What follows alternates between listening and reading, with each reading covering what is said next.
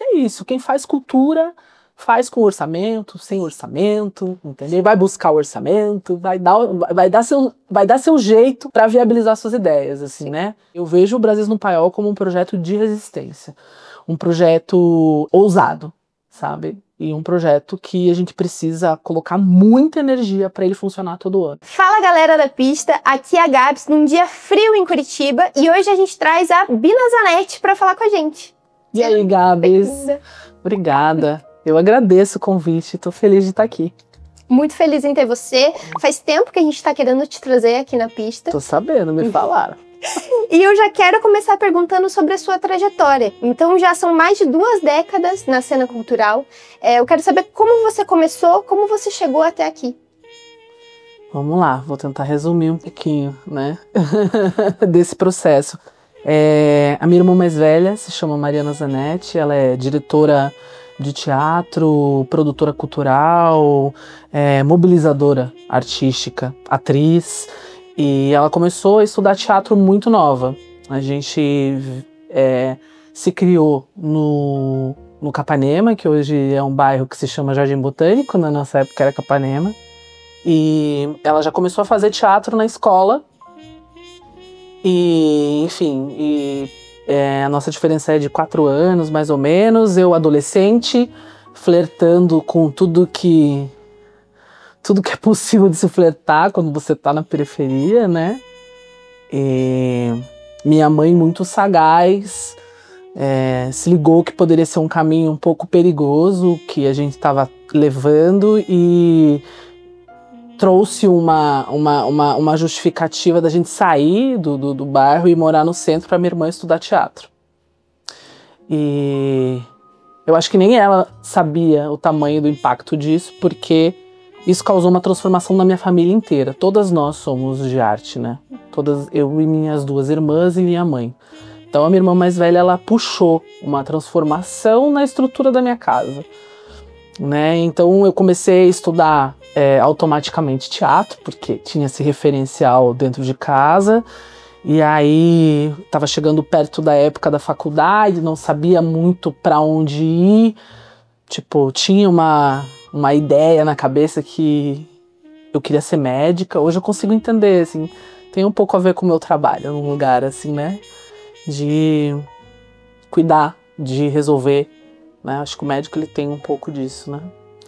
E perdida, sem saber muito para onde ir, um dia entra um amigo da minha irmã em casa e quando eu vejo ele estava com 3 bolinhas, começa a jogar, eu achei interessante. Quando eu vi, eu estava totalmente envolvida com circo, comecei a estudar circo, fugi com o circo, comecei a trabalhar com circo, estudar muito, treinava horas e me desenvolvendo em teatro, e comecei a me desenvolver com música, fui entrando nas artes cênicas de forma geral, mas me sentia muito tímida quando tinha que apresentar trabalhos, quando tinha que mostrar isso para o público. Sempre foi uma questão para mim, assim, me desenvolvi bem durante muitos anos nisso, assim, mas chegou um momento que eu tinha mais prazer em estar resolvendo os trâmites para poder me apresentar do que me apresentar em si. E aí eu acho que é quando eu me encontro produtora, né? Fazem muitos anos isso foi no começo dos anos 2000, era um outro mercado, né? E aí fui me desenvolvendo e tô aqui. Vou fazer 26 anos de caminhada como produtora. Comecei menininha. Não, é uma trajetória longa já, realmente outro mercado. E mudou muito. Eu até enganchando nessa pergunta, mudou muito o mercado. Como que você vê essa cena curitibana cultural? Como que você via de antes? Como que você vê mudando essa transformação ao passar dos anos? Como que você vê agora? Cara, eu acho que de antes eu estava muito inserida dentro desse processo como, não que eu não esteja hoje, como uma agente cultural ali na batalha do dia a dia para a sobrevivência, né? Então eu não conseguia olhar de longe, né? Hoje, por exemplo, eu consigo olhar de longe, eu tenho uma carreira mais consolidada, eu consigo observar, né, coisas que eu não observava quando eu era mais nova, né? Mas eu vejo o mercado cultural da cidade extremamente potente, né? A gente tem aí o maior festival de teatro da América Latina, que é em Curitiba. Nós temos uma cena de rap, de trap, de boom bap extremamente forte, né, com relevância na cidade e nacional, né? Nós temos uma cena grande com samba, com pagode, né? A gente tem aí uma insurgência de trabalhos muito potentes na cidade, né? Eu acho que a gente ainda precisa de políticas públicas para movimentar isso e de um olhar diferenciado de outras capitais em relação ao Sul, porque o Sul ele acaba ficando muito dentro do lugar como se fosse o Sudeste. As pessoas, o mercado cultural, quando ele se relaciona com o Sul, ele meio que coloca o Sul no Sudeste, e o Sul não é o Sudeste, né? O Sul, ele tem uma carência absurda de política pública em relação à cultura ainda, né? Tem muito a caminhar, né? A gente tem aí esse avanço de lei Paulo Gustavo, de lei Aldir Blanc, né? Esses mecanismos que foram criados depois da pandemia, que são extremamente importantes, estão sendo executados aqui, mas ainda tem muito a caminhar, né? Por exemplo, a pandemia, ela fez com que a iniciativa privada tivesse muitos problemas para continuar trabalhando na área cultural. Então você vê fechamento de vários espaços culturais, você não tem mais o que a gente tinha antigamente, que eram espaços culturais que investiam efetivamente em programação. Não que você não tenha uma programação na cidade, mas hoje em dia o formato das negociações mudaram demais, então o artista ele tem que se colocar sempre no risco, né? Então o que eu acho que falta em relação ao fortalecimento da cena é mais investimento mesmo e mais interlocução com outros agentes de outros estados, né? No sentido de haver uma troca mútua. Porque eu vejo muita movimentação daqui, da gente chamando artistas, agentes pra cá, mas não vejo essa volta ainda, sabe? Vejo muito pouco essa volta. Então, eu acho que é isso, assim. O mercado se desenvolveu absurdamente. A gente tem cenas importantíssimas da música, no teatro, na dança, né, no cinema. O cinema é super forte aqui, mas eu acho que falta um pouco ainda de uma troca mais justa. Sim, sim. Você trouxe isso sobre essa troca justa. Eu queria trazer o ponto onde, além de produtora cultural, além de estar nesse lugar, você tem estado também em locais de dar aulas, de ter essas consultorias, de dar workshops, de falar com pessoas que estão começando, que é uma forma também de incentivar que as pessoas comecem a crescer. Eu também quero ouvir um pouco de você, como que está sendo hoje, depois de anos estando nesse mercado, também estar conseguindo falar com essas pessoas que estão começando. Como é que está sendo para você? Cara, eu acredito muito no poder transformador das coisas, é o que me move, como eu posso lhe dizer, é o que me rege. Se eu fosse pensar na energia que me rege, ela tem muito a ver com transformar as coisas e me transformar através das coisas que eu vivo, né? Então, eu acho que eu nunca tive questões em compartilhar conhecimento. Quem trabalha comigo, quem já teve algum tipo de contato comigo, sabe disso. Porque eu acho que é da minha natureza. Então, eu também tive mestres e mestras que me auxiliaram na minha caminhada, que foram extremamente importantes na minha caminhada. Eu tive essa escola da generosidade. Eu tive essa escola de trocar. Eu tive essa escola de não achar que por eu estar cedendo algo ou mostrando um caminho, eu estou perdendo alguma coisa. Então, para mim, é muito natural fazer esse trabalho de ida e volta. Porque quando você repassa conhecimento, você também absorve. Né? Então, as experiências que eu tenho, elas são poucas ainda, porque eu acho que o lugar da educação é um lugar muito valioso e que a gente precisa ter muita responsabilidade. Eu não sou educadora, eu sou produtora, e isso é uma coisa importante de se entender. Então, quando eu faço essas trocas, isso é, para mim, determinante de se colocar nesse lugar. Eu não sou educadora, né? Eu sou produtora. Eu vim aqui para contar um pouco das minhas vivências, da forma como eu aprendi o meu trabalho, né? Eu não sou acadêmica. Eu não tenho esses formatos, né, dentro das coisas que eu me proponho a repassar. Mas eu tenho a minha metodologia, né? Porque quando eu comecei a me envolver com produção, a gente não tinha nenhuma faculdade, não tinha nada, né? A gente tinha o curso aqui em Curitiba do SATED, que eu fiz de direção de produção, e era isso, assim, né? E aí vai pra vida, né? Eu comecei a trabalhar, a gente estava no início da internet, pensa nisso, né? Tipo, que loucura, né? A gente trabalhava ainda com internet de escada, eu ia pra casa, a gente só tinha na minha bolha uma amiga na época que era fotógrafa, que tinha em casa um escritório com computador e internet, e ela compartilhava isso com algumas pessoas, e eu era uma dessas pessoas que ia na casa dela em dias tais da semana para estudar. Alessandra Raro, o nome dela. Então, eu tive várias pessoas, sabe, que foram me auxiliando nesse processo. Então, para mim é natural repassar meu conhecimento, minha informação para quem quiser, para quem quer que seja. Não tenho filtro em relação a isso.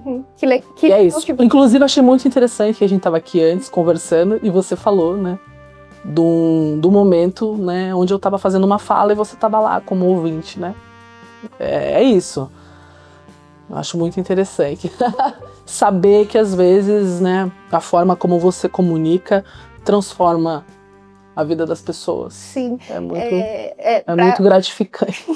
E para compartilhar com quem está assistindo, eu comentei com a Bina que ela fez uma fala em um momento que eu estava muito perdida profissionalmente, e ouvir ela falando, a potência do que ela falou me fez ter certeza de, putz, dá pra ser mulher na cultura, dá pra fazer essas coisas legais, sabe quando, tipo, dá um gás, assim, no coração, dá um quentinho, assim. Então, eu acredito muito nesse poder da transformação de outras mulheres falando desses lugares. Parece que dá mais base, assim, pra gente. Então, obrigada por estar compartilhando. Acha? Porque faz muita diferença. Bina, eu queria te perguntar, você já passou por grandes festivais, como o Festival de Curitiba, que a gente acabou de falar, Rock in Rio, Psicodália, Tribaltech.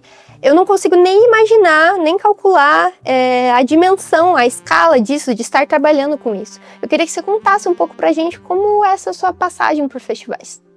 Então, primeiro é importante entender que eu sou parte de um movimento gigante, né, para que esses festivais aconteçam, né?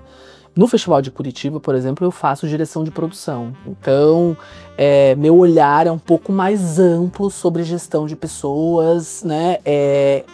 E sobre os processos de produção do festival, né? Eu estou mais envolvida nas tomadas de decisão como um todo, né? O Rock in Rio, The Talk, que são os eventos da Rock World que eu realizo, eu faço coordenações específicas dentro desses eventos, né? Então, claro, a gente está falando de eventos gigantes, né? Rock in Rio, o maior evento de cultura do mundo, né? Ele é gigante, o Rock in Rio, e os processos do Rock in Rio são realmente muito diferentes dos outros festivais que eu participo, assim, né? Essa coisa da grande escala, né? Das grandes corporações, né? E me ensina demais, assim. Mas é um trabalho mais nichado, né? Eu cuido ali de coordenação, de logística artística, né? Então, o meu trabalho é direto com artistas, né? Mas ele é mais específico dentro da questão do todo, né? Outros festivais, eu já tive várias experiências com festivais, né?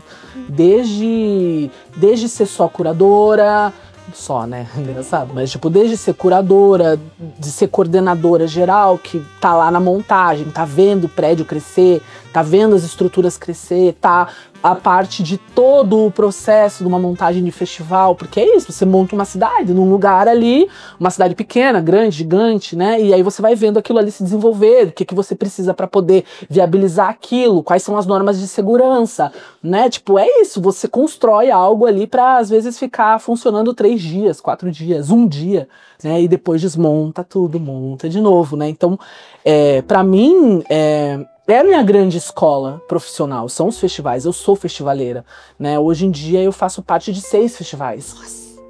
Eu componho 6 festivais e nos seus mais variados tamanhos. Eu produzo festivais muito pequenininhos e produzo festivais muito grandes, assim, né? Então, o que me vem de experiência de estar envolvida nesses processos é entender que a gente viabiliza as coisas com estrutura ou sem estrutura, que é importante a gente não se engessar em relação ao trabalho, ampliar o olho, sabe? Tipo, eu sou produtora, mas o que é ser um produtor?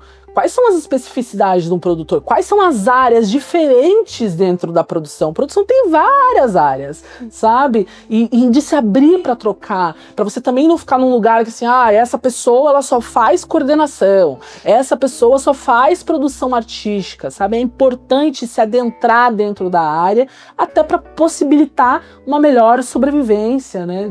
Dentro do seu trabalho, né? De você poder viver do que faz, né?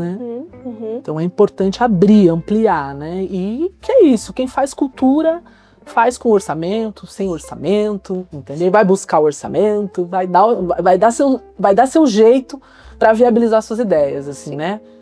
Eu acho que é isso. É possível sonhar, mas você precisa galgar esse sonho, fundamentar, colocar cimento. Construir a cidade. Construir a cidade, tem um processo aí. Sim. E falando sobre construção, eu queria falar um pouquinho sobre um projeto... Peraí, só um pouquinho. Falando sobre construção, eu queria falar um pouquinho sobre o projeto da Santa Produção. E um que eu frequento muito, que é o Brasis, que está no meu coração. Queria que você contasse um pouquinho sobre essa sua parceria com o Heitor Humberto, como é que tá... faz muitos anos que tem o Brasis, como é que você vê também essa trajetória? Sim. A Santa Produção, ela foi... A minha primeira empresa se chamava Ciclo Produções. Era uma empresa que eu tinha com a Bela Pagliosa. A gente abriu esse CNPJ no começo dos anos 2000, 2 meninas sonhadoras querendo fazer cultura. E acabou que a Bela, ela permeou... Eu sempre tive uma ligação muito forte com gente de fotografia. Agora fiquei pensando nisso. Sempre pessoas de fotografia estão juntas na minha caminhada, assim. E ela era fotógrafa e ela acabou indo para outros caminhos e eu fiquei sozinha. E aí fundo a Santa Produção. Acho que foi em 2004 a Ciclo, 2006 a Santa, mas por essa questão da necessidade de se ter um CNPJ, assim. Não era muito um lugar assim, eu quero ter uma empresa que promova eventos. Eu sempre me vi como uma pessoa que faz produção. Até hoje eu me vejo assim.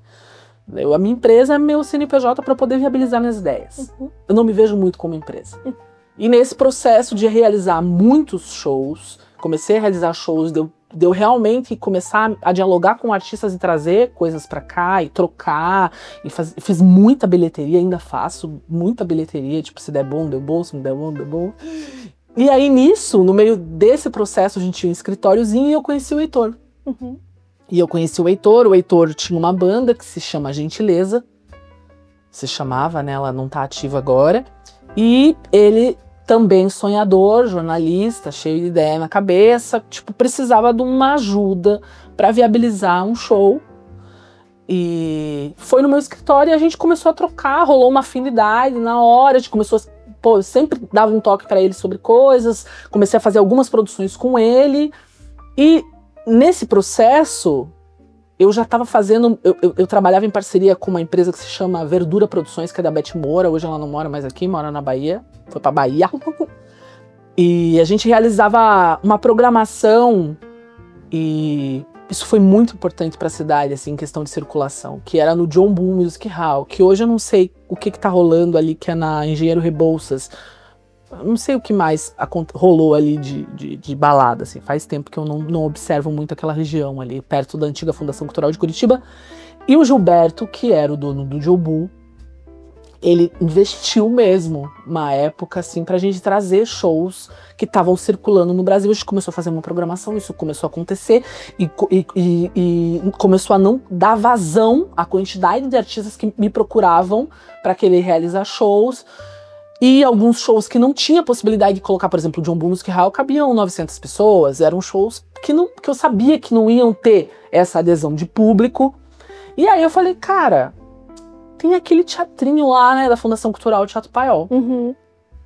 E eu comecei com isso, sei lá, em 2006, assim. E eu comecei a realizar alguns shows lá. Começou a vir uma demanda maior. Um dia eu falo, Heitor, tá vindo muita gente me procurando, querendo fazer show no Paiol. E o Paiol, nessa época, ele tava meio sem curadoria, assim, ele tava totalmente sem programação. Rolou junto à minha empresa e a empresa da Beth, que também tinha a programação dela, meio que uma revitalização do Teatro Paiol. Isso foi em 2012. Foi quando a gente começou a construir o Brasis no Paiol. Então, o Brasis no Paiol, ele tem 13 anos, né? E uma caminhada de resistência, né? Eu vejo o Brasis no Paiol como um projeto de resistência. Um projeto ousado, sabe? E um projeto que a gente precisa colocar muita energia para ele funcionar todo ano. Então, todo ano que eu vejo a programação, eu fico muito emocionada, porque eu sei o quanto eu e o Heitor, a gente batalhou para aquilo ali acontecer, sabe? E a gente tem 13 anos e a gente ainda não sabe como vai ser o ano que vem. Então, isso é fazer cultura, tipo, né? E essa proposta de trazer trabalhos que estão extremamente relevantes artisticamente, mas que não tem essa capilaridade de público ainda. Então, é um projeto de formação de público, é um projeto de difusão cultural. E até por isso a gente viabiliza esses projetos com preços extremamente populares, né? Porque a gente acha que é importante essa questão da rotatividade de público e do acesso, né? Então, a gente provoca na programação, por exemplo, show de pessoas que nunca do público que consome o show, nunca foi no teatro. Quando você vê, a pessoa tá lá no Teatro Paiol a primeira vez. Agora mesmo, quando a gente fez Pecaus, algumas semanas atrás, tinham pessoas que falaram, eu nunca tinha vindo num teatro. Então, isso é super importante, assim, de retorno do nosso trabalho. Então, o Brasis no Paiol é um projeto do meu coração, assim, sabe? E também do Heitor, né? O Heitor, hoje em dia, é um grande comunicador, né? Tá em outras trincheiras aí, né? Mas, assim, isso, eu vejo que isso é a nossa locomotiva, assim, até pra gente realizar outros trabalhos, sabe? E me causa muita emoção estar num espaço com 200 pessoas, sabe, vibrando. Semana passada a gente fez o Saulo Duarte, foi um absurdo, foi uma catarse coletiva o show deles, sabe? Porra, tão bonito ver um cara que vem lá de Belém do Pará, sabe, e dessa conexão com o público daqui. Aí você olha o público, você vê que tem muitas pessoas que consomem o Brasis por conta da curadoria. Elas não conhecem os artistas, e isso é muito foda. Algumas conhecem, mas algumas vão ali porque, tipo, cara, eu sei que eu vou nessa programação e eu vou gostar do que eu vou ver. Então é uma confiança muito interessante que a gente construiu ao longo desses anos, porque não foi sempre assim, né? A gente teve durante muitos anos, assim, a gente fazia shows que davam 30 pessoas, nossa, 40 pessoas. Então a gente vê agora todo show, teatro lotado, sabe? Eu acho que é um reconhecimento mesmo desse nosso trabalho de tantos anos. É isso, é um projeto querido, Brasis. Dá pra sentir da forma como você fala, e dá pra sentir estando lá dentro do Paiol. Sim. A primeira vez que eu fui no Paiol também foi pra ver o Brasis. Ah, olha só. Eu nunca tinha ido.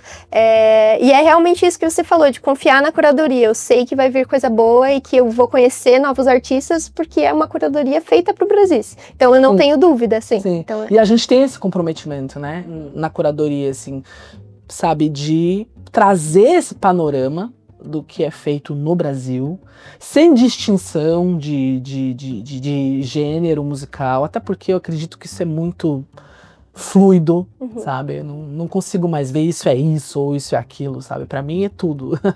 Pra mim é música. Né? E de fazer esses recortes que são muito importantes pra gente, de gênero, de raça, sabe? Então, é uma programação muito especial, o Brasis. E também tem um cuidado em relação à equipe, em relação como a gente trata as pessoas que estão lá dentro, público, artistas, sabe? Então é um projeto muito afetuoso.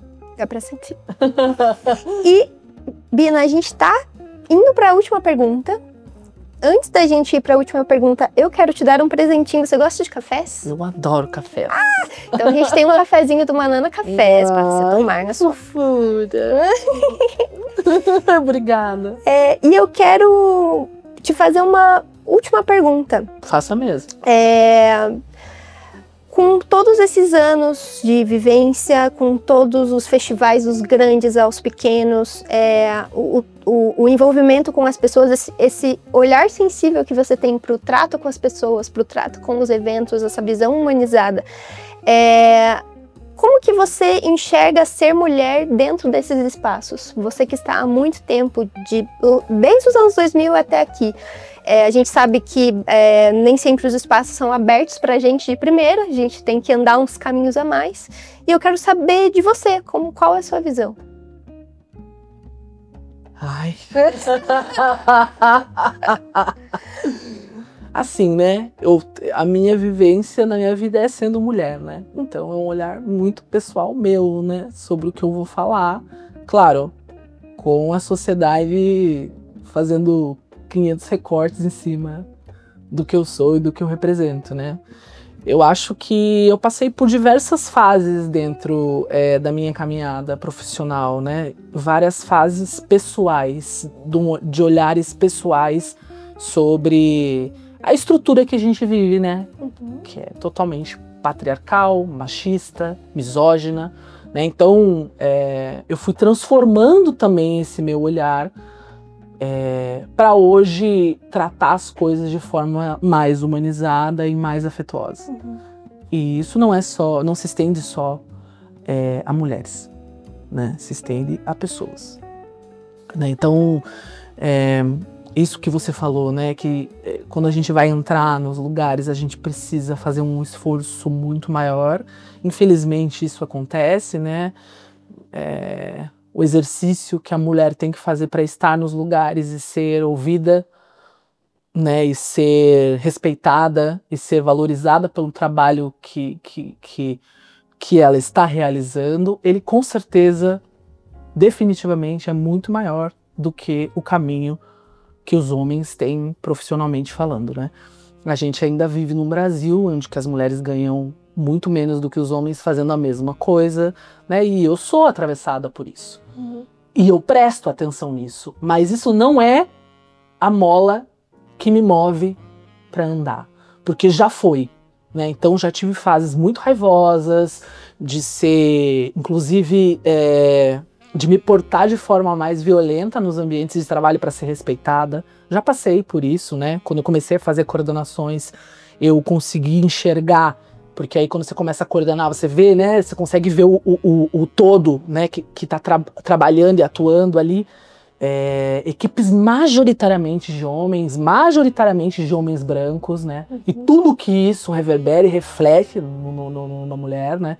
Então passei por isso, então já tive muitos enfrentamentos, né? De ter que me colocar, de ter que ser até um pouco agressiva para ser respeitada, já passei por isso, né? E fui me desenvolvendo.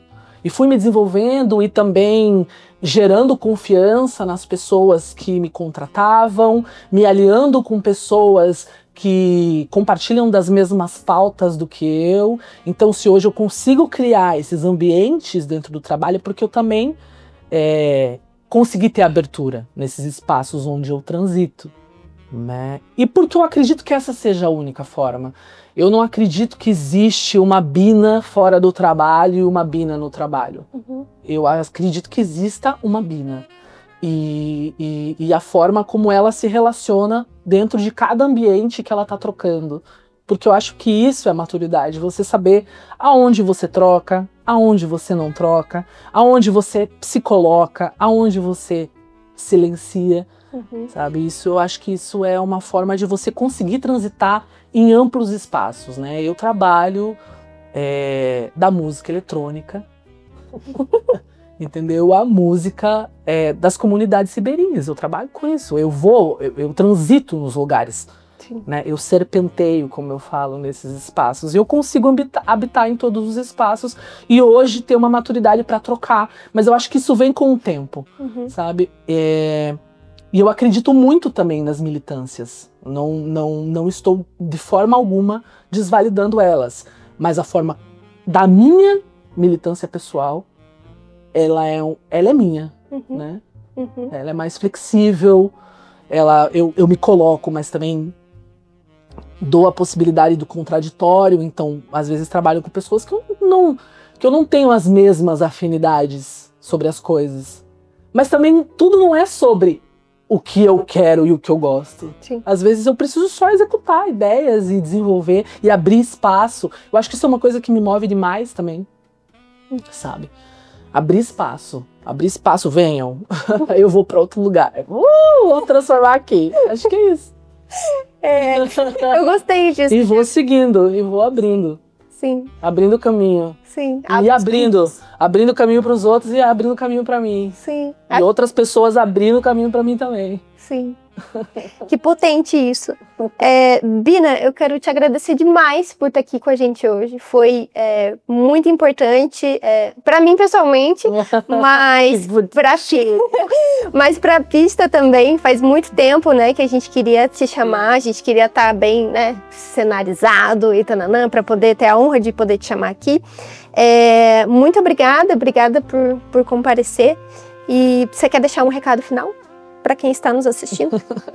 Queria agradecer a oportunidade de trocar, poder falar um pouquinho da minha trajetória, agradecer a pista também, que anda sendo muito parceira dos nossos trabalhos, assim, tá atuando de uma forma muito interessante, assim, com o Brasis. Estou bem feliz, assim, tenho certeza que o Heitor também com essa parceria.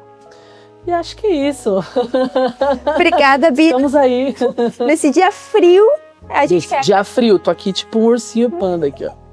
Agradeço você que assistiu com a gente aqui até o final. Mais um quadro do Procure Saber. Arte, cultura, música e pessoas. Vem pra pista.